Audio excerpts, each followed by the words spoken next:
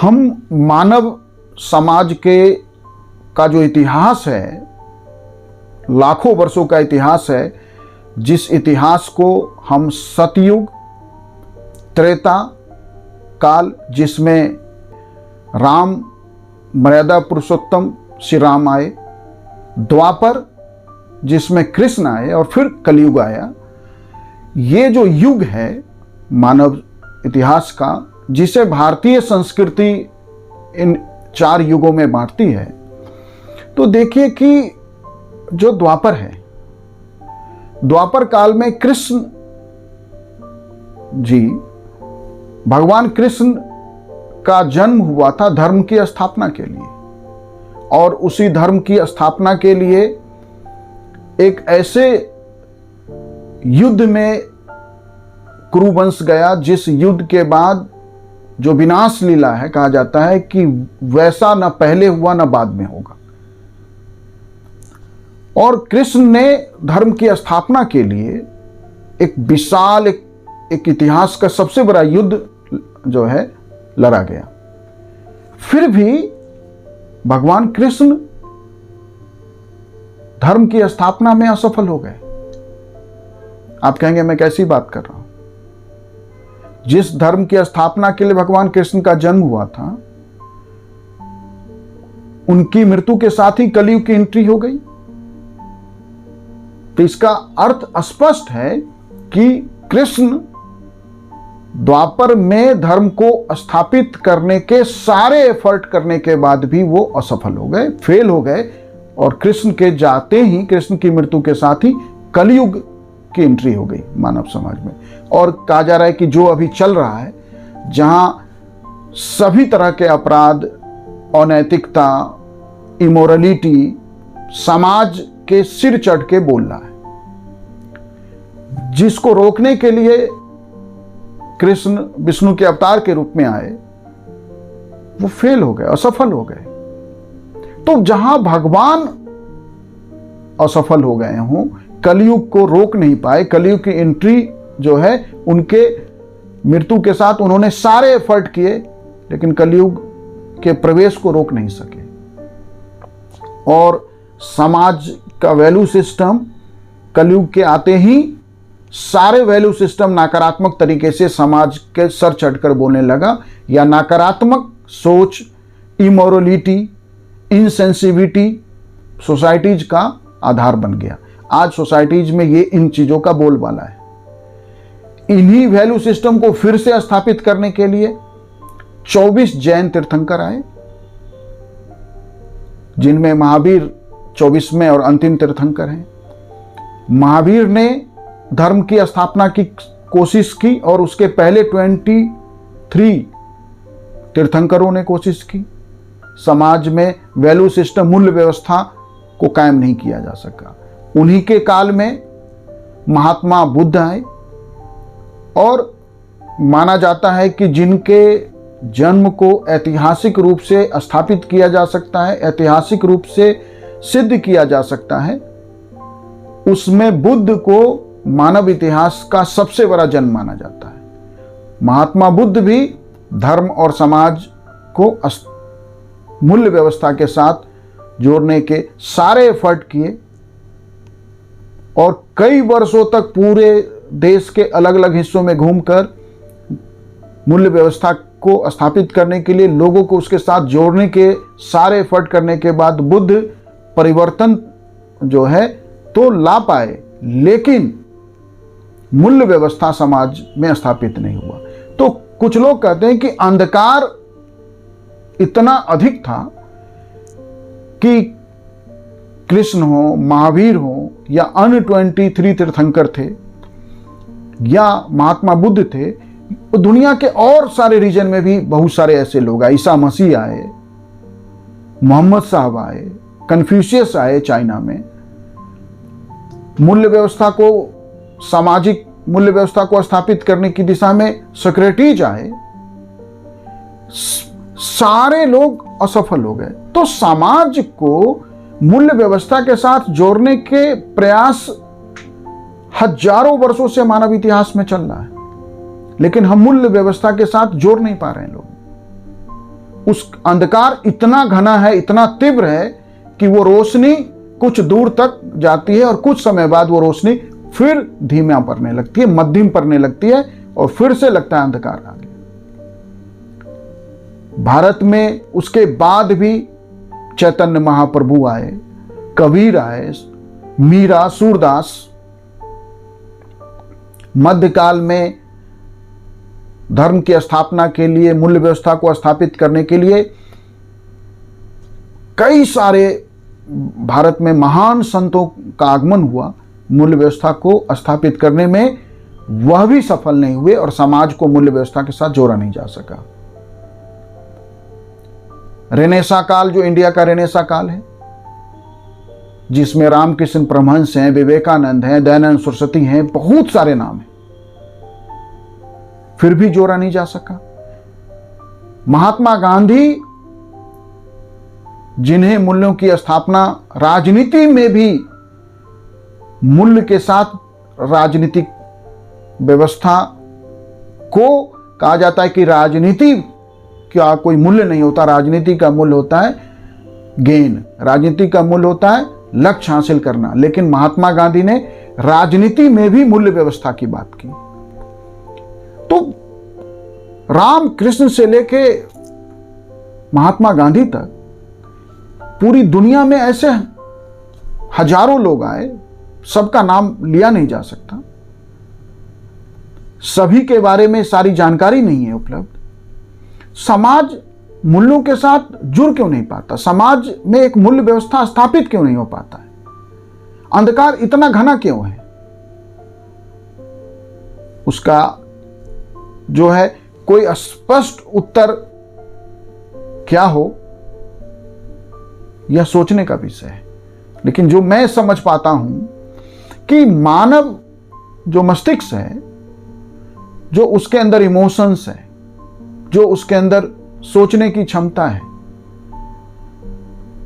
जो इंटेलिजेंस है, वो ह्यूमन इंटेलिजेंस में मूल्य व्यवस्था पूरी तरह उस इंटेलिजेंस के साथ स्थापित नहीं हो सकता, क्योंकि ह्यूमन इंटेलिजेंस में पहला जो व्यक्ति का इंटेलिजेंस काम करता है कि स्वहित, व्यक्तिगत हित या परिवार का हित, सामाजिक हित को, समाज के व्यवस्था को स्थापित करने के लिए जो भी लोग आएंगे वो कभी पूरी तरह सफल नहीं हो सकते। इसका अर्थ ये नहीं है कि ऐसे लोगों का प्रयास जो है हम नकार दें। उन्होंने अपने जीवन में भरपूर प्रयास किया और कुछ हद तक सफलता भी पाई, लेकिन ये मूल्य व्यवस्था स्थापित पूरी तरह समाज में, सामाजिक मूल्य व्यवस्था, नैतिकता, इथिकल वैल्यूज समाज में अक्रॉस द लाइन 100% लोगों को नहीं सिखाया जा सकता। 100% लोग उसके साथ कभी नहीं जुड़ेंगे। मानवता ऐसे ही चलेगी, क्योंकि ह्यूमन इंटेलिजेंस में स्वहित, व्यक्तिगत हित, परिवार का हित सबसे पहले आता है और अपने इंटरेस्ट में, अपने हित में, अपने लाभ के लिए आदमी सामाजिक मूल्यों के साथ खेलेगा, सामाजिक मूल्यों के विरुद्ध जाएगा, नैतिकता के विरुद्ध जाएगा, इनसेंसिटिव होगा। क्यों? क्योंकि समाज के अंदर एकमात्र हम ह्यूमन्स ही हैं जो हम संग्रह करते हैं, जो हम आज में, क्योंकि मानव इस प्रकृति में लाखों तरह के जीवन हैं, इस लाखों तरह के जीवन में सिर्फ एक ह्यूमन्स हैं जो आज में नहीं कल में जीते हैं। और जब तक ये हम आज में नहीं कल में जीते रहेंगे, मतलब आज यदि हम, एक शेर ने शिकार किया और उसने भरपेट खाना खा लिया, अब उसके बाद उसके बगल में शानदार हिरन भी आ जाए और उसे छेड़े भी, तो शेर उसको मारेगा नहीं, उसे खाएगा नहीं, क्योंकि शेर ये नहीं सोचेगा कि चलो इसको मार के रख लेते हैं, कल इसका भोजन करेंगे। क्योंकि प्रकृति में सभी तरह के जीवन हैं, वो सिर्फ वर्तमान जरूरत को पूरा करते हैं, और हम मनुष्य वर्तमान के लिए नहीं, भविष्य के लिए काम करते हैं। और जिसकी मूल्य व्यवस्था में भविष्य ही नहीं, कल ही नहीं, बच्चे ही नहीं, बच्चों के बच्चे, बच्चों के बच्चे, मतलब आदमी यह चाहता है कि कई कई जनरेशन के लिए वह जो है चीजें इकट्ठा कर दे। हर आदमी और जिस समाज में संसाधनों का जितना ज्यादा असमान वितरण होगा, वहां मूल्य व्यवस्था उतना कमजोर होगा। जैसे भारत की बात करें, इतनी विशाल जनसंख्या है, संसाधन सीमित है। ऐसे में हर पिता को यह लगता है कि उसका बच्चा अपने जीवन की जरूरतें, अपने जीवन को बेहतर तरीके से जी पाएगा कि नहीं, उस तरह बन पाएगा कि नहीं, इसकी व्यवस्था मैं करके चला जाऊं। संसाधन तो सीमित है। यदि एक व्यक्ति ने हजारों लोगों के संसाधनों पे कब्जा कर लिया तो बाकी लोग डिप्राइव रहेंगे। जो डिप्राइव रहेंगे वो कोई और तरीका अपनाएंगे, चोरी करेंगे, डकैती करेंगे, छीना झपटी करेंगे, झूठ बोलेंगे, फरेब करेंगे, तो ये चलता रहेगा जब तक कि ये ह्यूमन ब्रेन, ह्यूमन इंटेलिजेंस में स्वहित सबसे ऊपर रहेगा, जब तक हम इस कॉम्प्लेक्स जीवन में जीते रहेंगे। अब आप देखिए कि जैसे जैसे आधुनिक काल आया, कहा जा रहा है कि आधुनिकता के साथ साथ मूल्यों का ह्रास हो गया, सामाजिक नैतिकता नीचे चली गई, लोगों की सेंसिटिविटी, संवेदनशीलता खत्म हो रही है, होगी ही होगी, क्योंकि आधुनिक जीवन शैली में हर बात की एक कीमत है। जहां सांस लेने की भी कीमत है, माने एयर प्यूरिफायर लगाना है, जहां स्वच्छ जो है पानी के लिए भी आरओ लगाना है, जहां गर्मी से बचने के लिए फैन चल लगाने हैं, एसी लगाना है, कूलर लगाना है, हर बात की कीमत है। जब हर बात की कीमत है तो उसके लिए धन उपलब्ध होना चाहिए और वो धन कमाना पड़ेगा। तो यह जो समाज के अंदर बेहतर जीवन शैली, आधुनिक जीवन शैली की जो होड़ है, उस होड़ में हम नैतिकता कहां ढूंढ रहे हैं? उस होड़ में हम मूल्य व्यवस्था की बात जो है हम क्यों सोच रहे हैं? लेकिन इसका अर्थ यह नहीं कि सभी लोग मूल्य विहीन जीवन जी रहे हैं। इसका अर्थ यह नहीं कि सभी लोग अनैतिक हो गए हैं। समाज में दोनों तरह की धारा चलेगी। कुछ लोग नैतिकता की बात करेंगे, नैतिकता की बात नहीं करेंगे बल्कि नैतिक जीवन भी जिएंगे। कुछ लोग जो है सामाजिक मूल्यों की स्थापित करने के लिए अपना जीवन भी लगा देंगे, अपने पारिवारिक के हित को और स्वहित को पीछे भी छोड़ेंगे।